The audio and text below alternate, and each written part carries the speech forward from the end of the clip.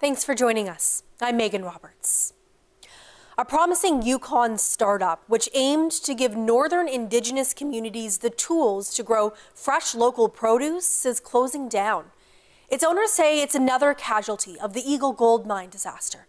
Katrin Pilkington reports. Whitehorse-based Coldacre Food Systems built and distributed hydroponic systems and greenhouses throughout northern Canada, giving remote communities access to both business opportunities and fresh, locally grown produce.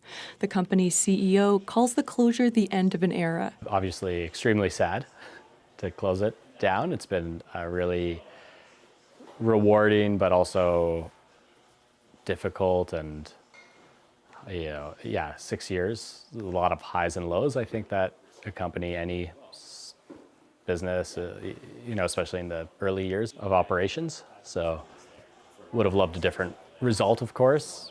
So yeah, sad to see it close down. Nacho Nyack Dun First Nation became majority owner of the company this past January.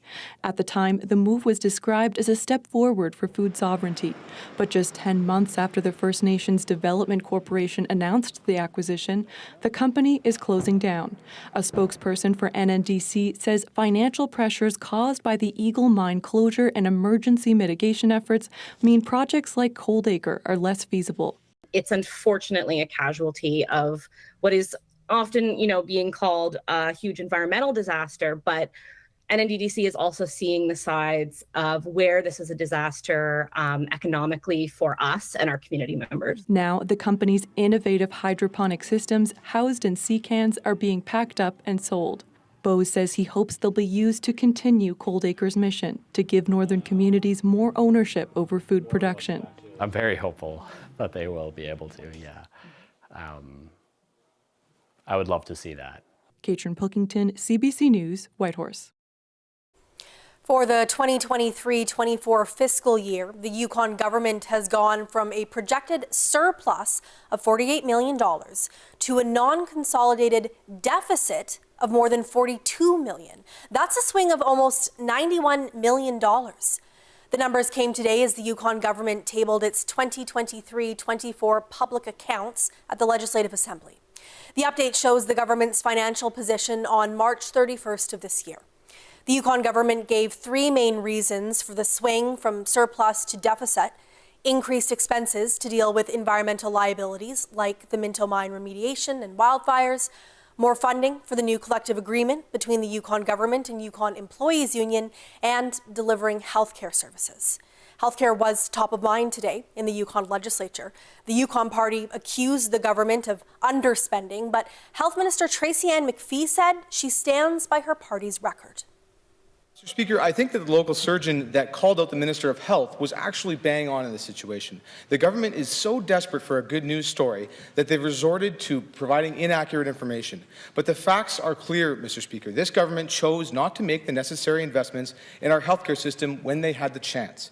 They chose not to expand our continuing care. They chose not to expand our surgical operating rooms. And now those decisions have come home to roost. And it's left the Liberals looking to privatize parts of the hospital. So does the Liberal government realize that Yukoners have caught on to the fact that the only way to make real changes to our healthcare system is to make a real change in the ones that are in charge, and that is to elect a new government? I guess we're at the crux of it now. This is exactly what the leader of the opposition is interested in. They're not interested in the care that Yukoners are getting at Whitehorse General Hospital. They're not interested in improvements that have been made to the surgical services. They're not interested in the fact that Yukoners have had improvements to their health system, that there's a health system transformation underway. They're interested in having this issue somehow misunderstood by Yukoners to the point where they have the ability to have an election. Well, that'll be up to Yukoners, Honourable Speaker. That is a situation that I'm not interested in talking about.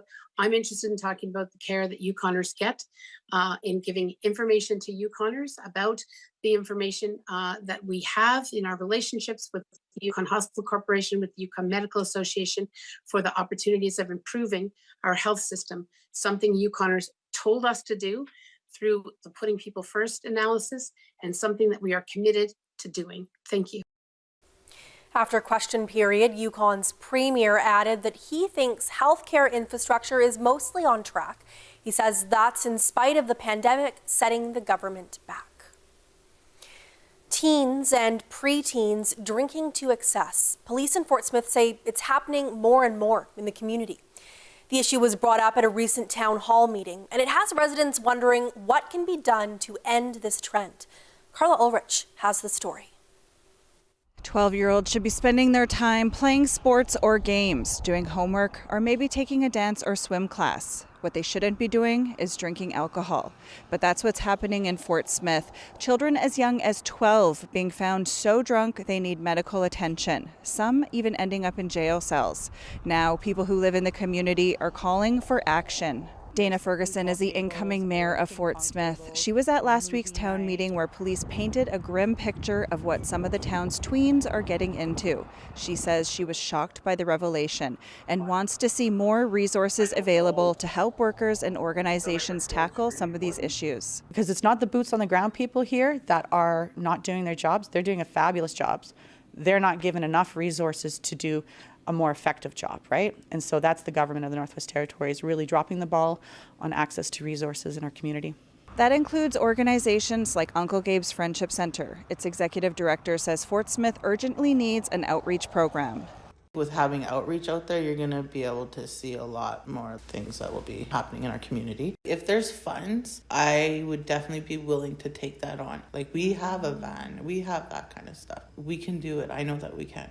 Harris says that proactive outreach could help support at-risk youth in the community, as well as other residents who need help in critical situations. In the meantime, Harris says her door is always open, especially for youth who need help, advice, a safe place, or just someone to talk to. Carla Ulrich, CBC News, Fort Smith. This issue also came up in the NWT legislature today. In her member's statement, NWT MLA Cheryl Yakalaya spoke about Carla's story on Fort Smith youth and said there are similar problems with alcohol use and intergenerational trauma in the Dutcho region. She questioned the NWT Minister of Health and Social Services about what support is available. What mental health supports does the health system make available to trauma survivors in small communities? Thank you. The community counseling program provides mental health supports to all residents in the Northwest Territories, including children and youth. They also help facilitate referrals to more specialized service, including access to facility-based treatment.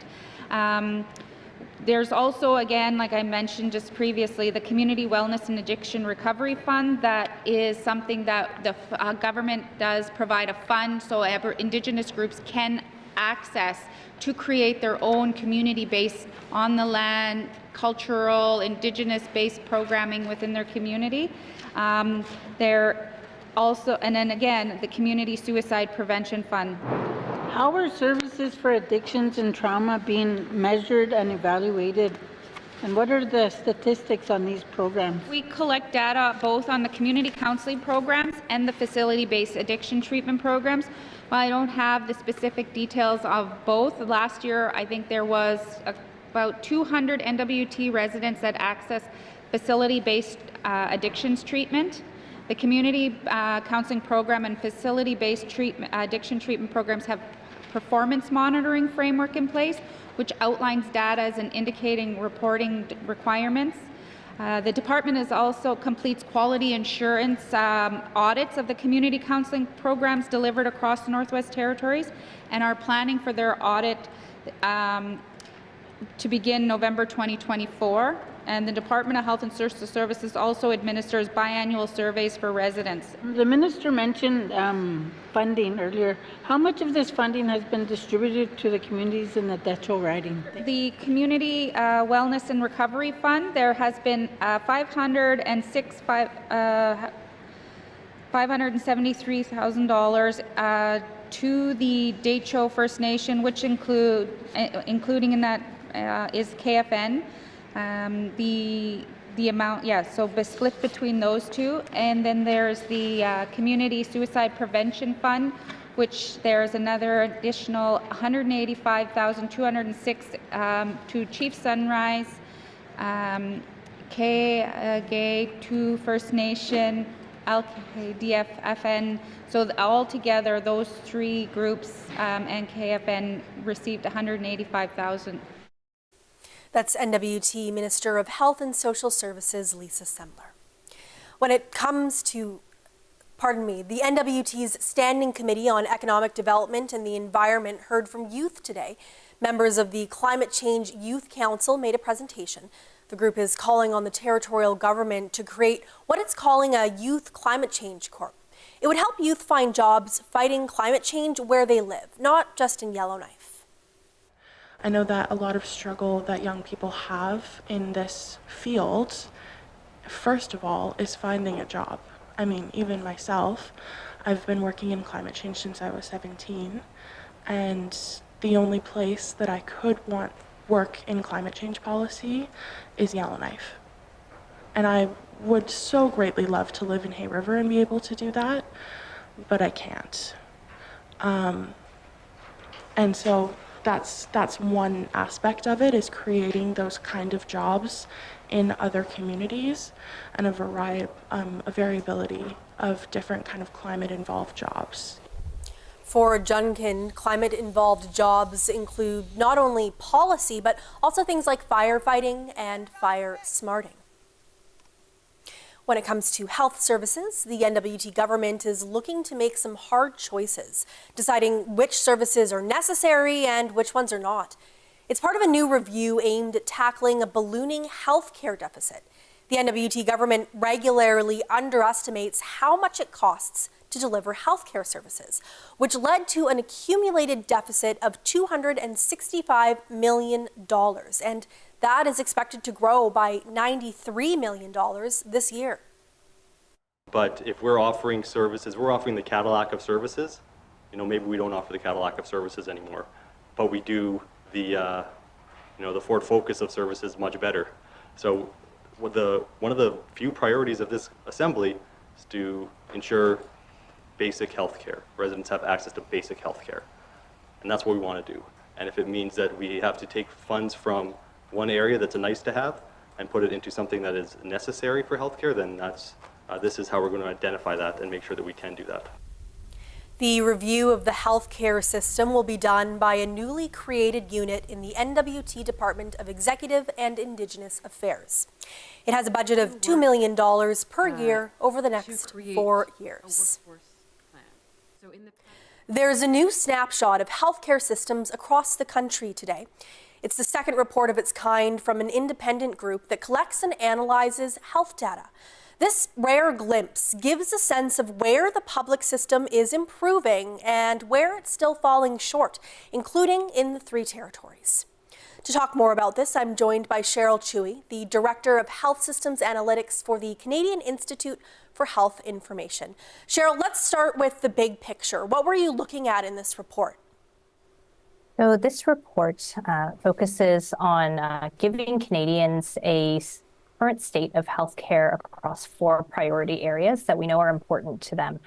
The first is access to primary care. The second is health workforce and surgeries. The third is access to mental health and substance use services. And the fourth is secure sharing of electronic health information. And so these are priorities that were agreed upon by the federal, provincial, and territorial governments as areas for improving healthcare. And what did you find about Canada overall? So overall, there are a few highlights from the report. When we look at access to primary care, we see that 83% of Canadian adults age 18 and over have access to a regular care provider. So this could be a family doctor or a nurse practitioner that they go to for care on a regular basis. But this means that 17% of Canadians, or 5.4 million adults, have trouble accessing regular health care. Let's focus in on the 3 territories now. What does the research say about access in Nunavut, the Northwest Territories, and the Yukon? So we know that the context of the territories needs to be taken into account. What this measures, this indicator measures, is access to a regular care provider and through a national survey. And so we know that the models of care in the North are a bit different. And for example, there can be in some rural or remote communities, clinics or healthcare teams that are staffed by nurses and have rotating physician placements. And so we are seeing lower numbers for the territories for access to a regular healthcare provider. But one thing that I do want to mention is that this is the first time we are reporting on these numbers, and we are continuing to measure and report on these into the future, as well as developing new indicators to help round out the picture around access to primary care. So we will be looking at Canadians' access to primary care health teams as well, which should give us some more information about what access looks like. And do you happen to have the numbers that are available for the 3 territories in terms of people who said that they had access to care? Yes, so in Yukon, it's 78%. Northwest Territories, it's 59%. And Nunavut, it's 42% of Canadian adults who said they have access to a regular care provider. Okay. 78% in the Yukon seems fairly high, lower than the national average. Some of those numbers, I think, might seem high, despite how much lower they are than the national average to some of our viewers in the north. If people are feeling that way, why do you think there might be a disconnect between the numbers and what people are experiencing? Yeah, so these numbers are gathered through a national survey, and you're right, it may not speak to the experience of every Canadian across the country. We are also looking at other measures in this report, such as the number of family physicians, nurse practitioners, and nurses, and looking at the number entering and leaving the profession to get a sense of do we have the healthcare workers that we need to give Canadians the care that they're looking for? And because we know that strengthening the health workforce is really important as an underpinning for the other priority areas that we look at in this report. That's actually something that's talked about a lot in the north, as well as I'm sure in the south, which is a lack of healthcare workers. It's something the territorial officials will often say as a response to why there aren't more practitioners in the north. So does your data support the claim that there are just shortages of healthcare staff? Well, we are seeing that the supply of healthcare staff available in the territories suggests that there are areas for improvement. And I think what we're seeing is that territorial governments as well as provincial governments are all working on addressing the health workforce challenges by trying to improve working conditions to retain existing health workers and to attract new people to the professions, increasing the number of training seats in programs to educate new healthcare workers, and also speeding up the credentialing of internationally trained workers so that we can continue to strengthen the health workforce in Canada. One of the priority areas that you mentioned specifically was access to electronic health information, something we don't have specifically in the Northwest Territories, something that's been talked about before. So why is electronic access to health information such a challenge in Canada? Yeah, so I think we are seeing that is a challenge across the country, not just for any one province or territory. It's a combination of factors where investments are being made to get the right tools and the right systems in place. And this is important not just for patients so that they can access their own health information in a secure way online, but also for providers so that they can share patient information with each other and ensure that patients are getting the best and the right treatments. And so this is an area that, again, is recognized as an important priority by federal, provincial, and territorial governments. And investments are being made to help improve in this area. Okay, thank you so much for your time today, Cheryl. I really appreciate it. Okay, thank you.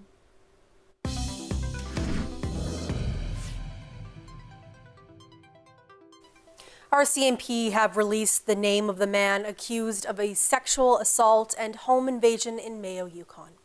William Dean Ryan Vanelty faces 10 charges, including sexual assault and kidnapping. Police say they arrested Vanelty in his hometown of Fort McPherson, NWT. They also say he became sick after being arrested. He was taken to hospital in Yellowknife, where he remains in custody.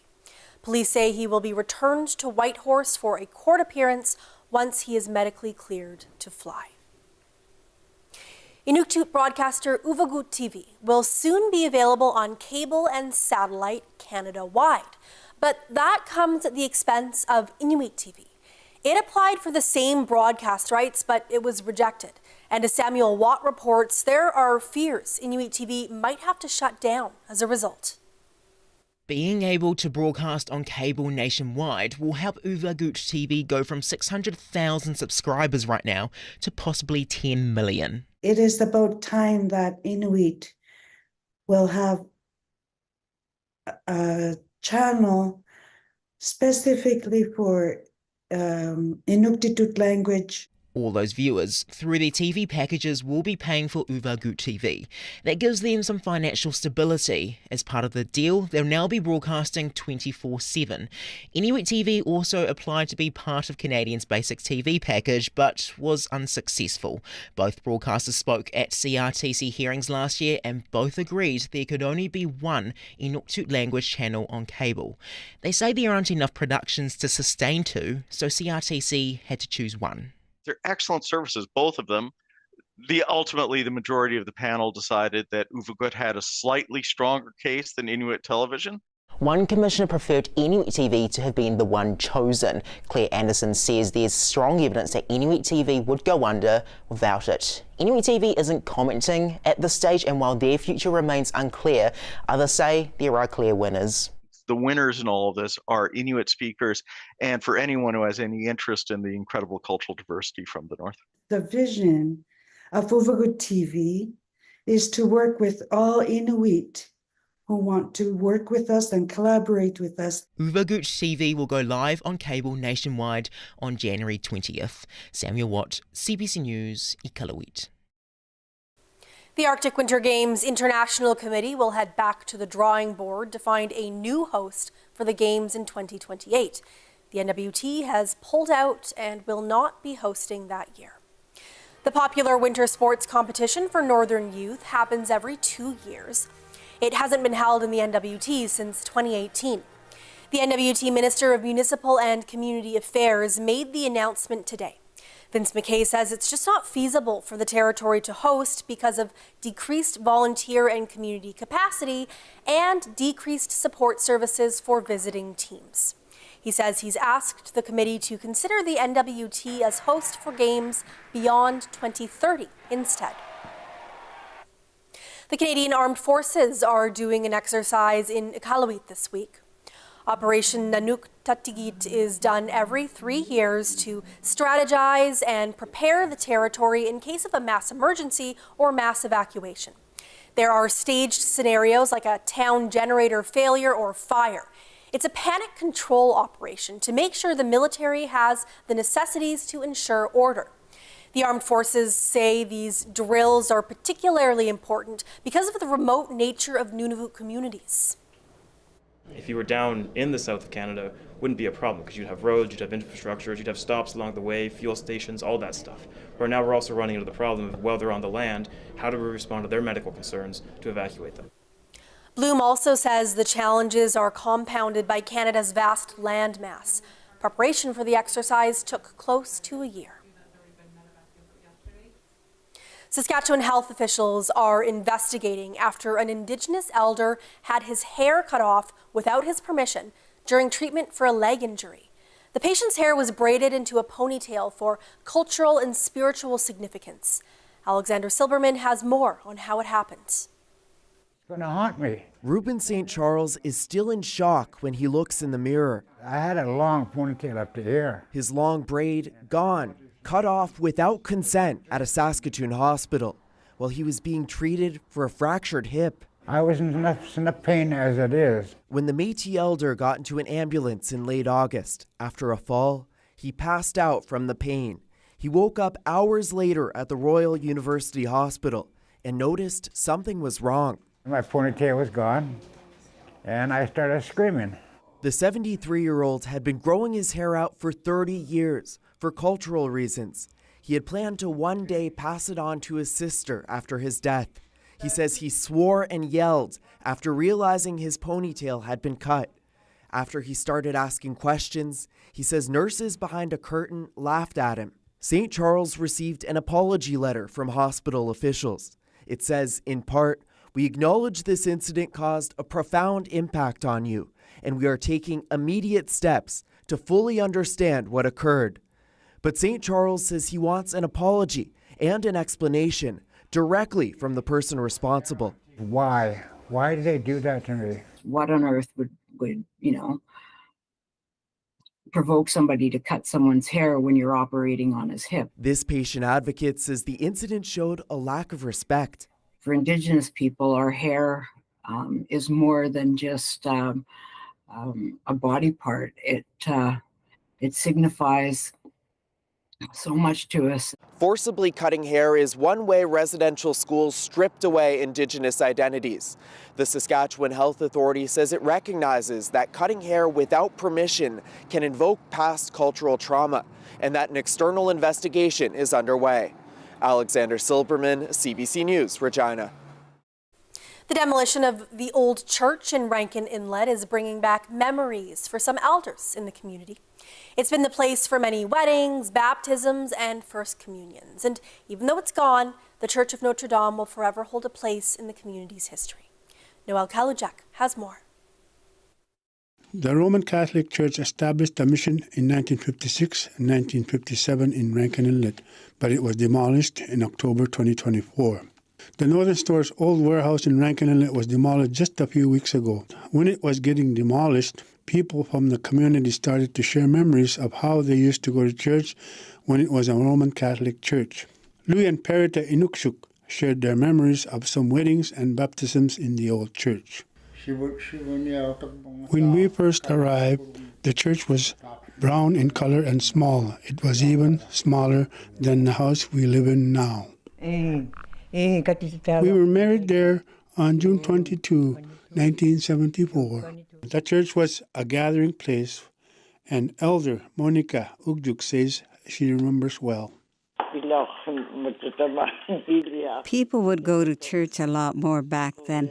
When the church first opened, it was a very happy time for me. And that was how it had to be, to try and be happy. We would go to church every Sunday. The old church has been demolished now, but memories live on with some elders. Noel Kalujak, CBC News, Rankin Inlet.